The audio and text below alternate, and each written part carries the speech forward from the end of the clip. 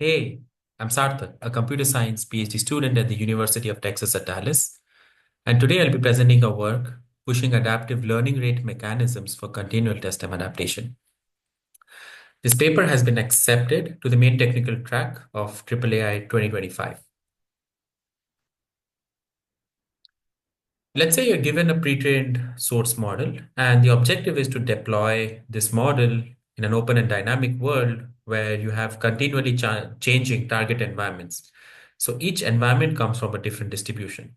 So this is one of the core challenges. So the test distribution is different from the pre-training distribution of the source model.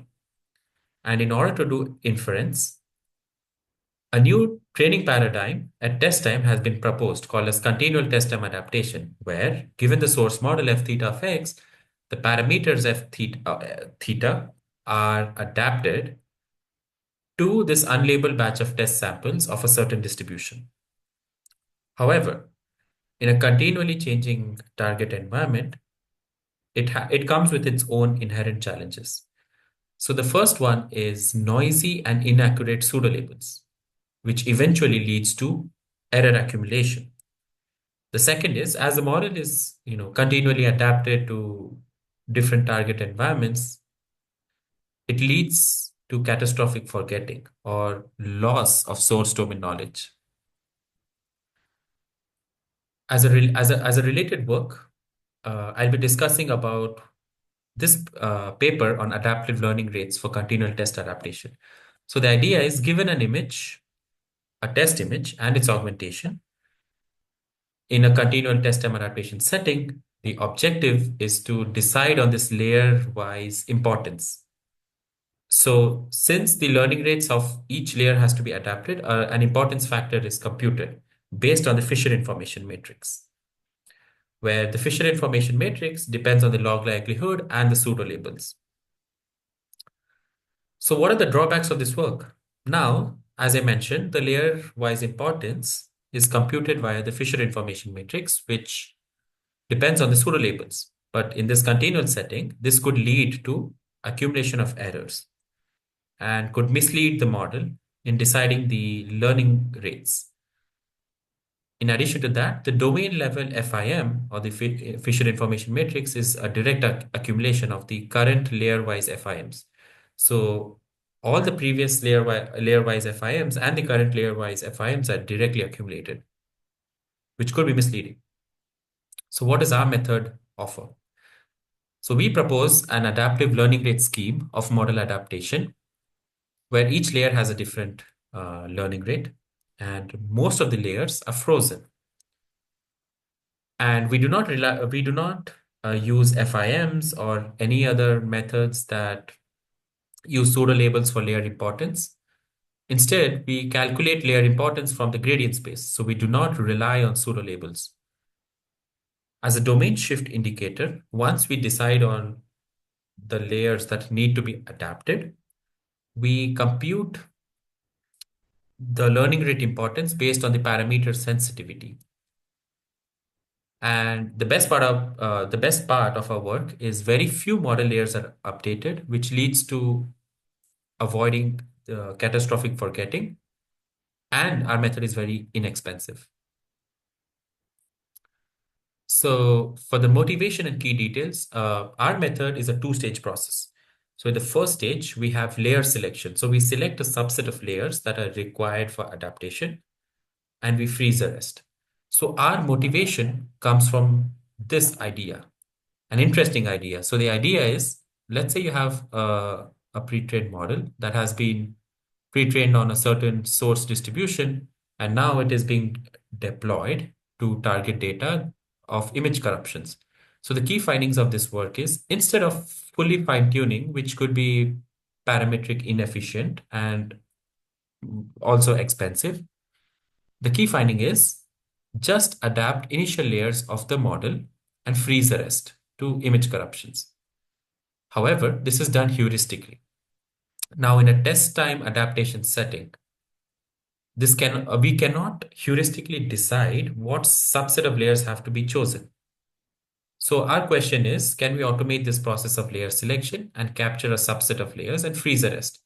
In order to do so, we set a threshold on the L1 norm of gradients computed from this loss, where the loss is KL divergence between the softmax output that is smoothened by a temperature and a uniform distribution.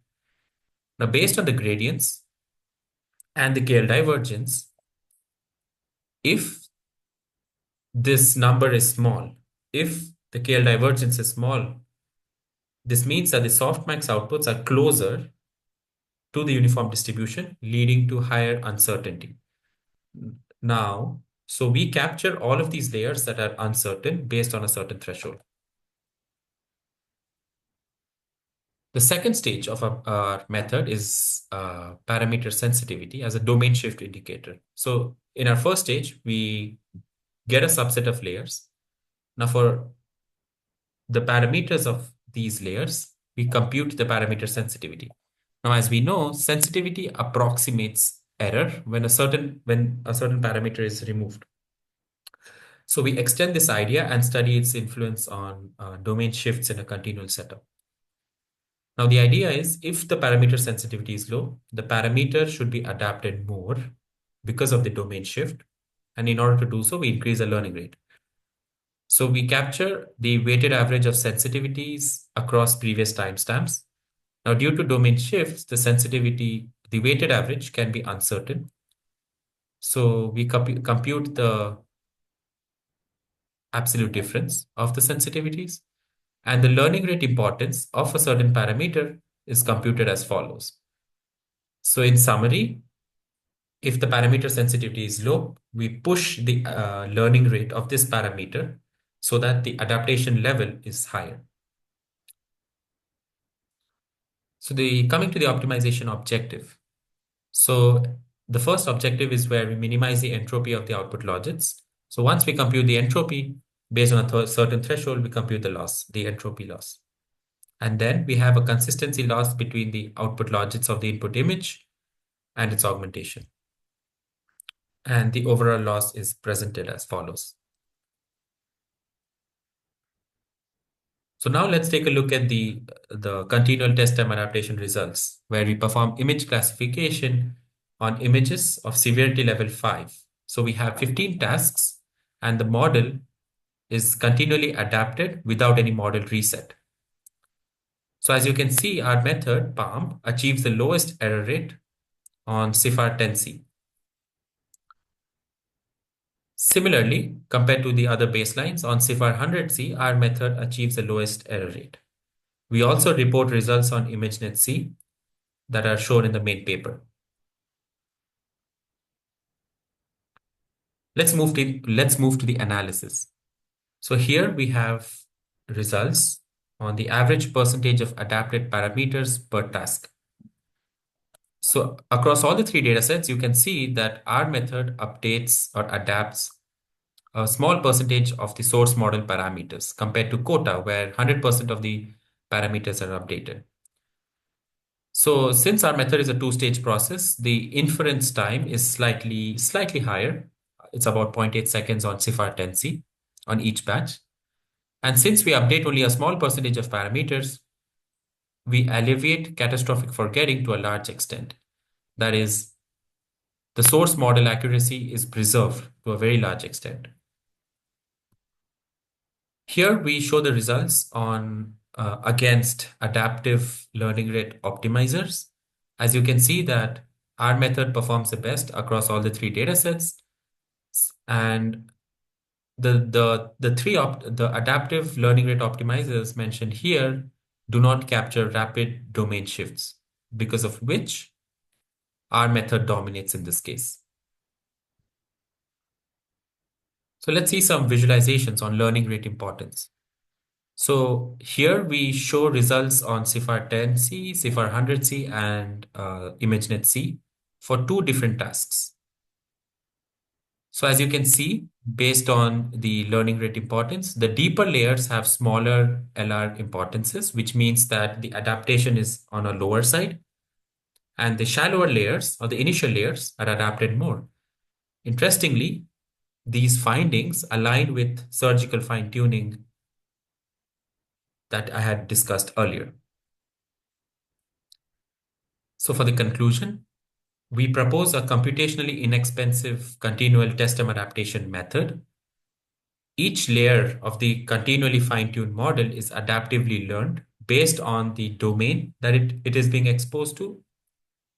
And the two most important goals are achieved. So we minimize catastrophic forgetting of pre-trained source knowledge since we adapt only few parameters of the source model. And our layer-wise importance does not rely on pseudo labels that leads to lower error accumulation. I would you please feel free to scan these QR codes to take a look at our paper, and we have also open sourced our code. Thank you so much, and please have a great day.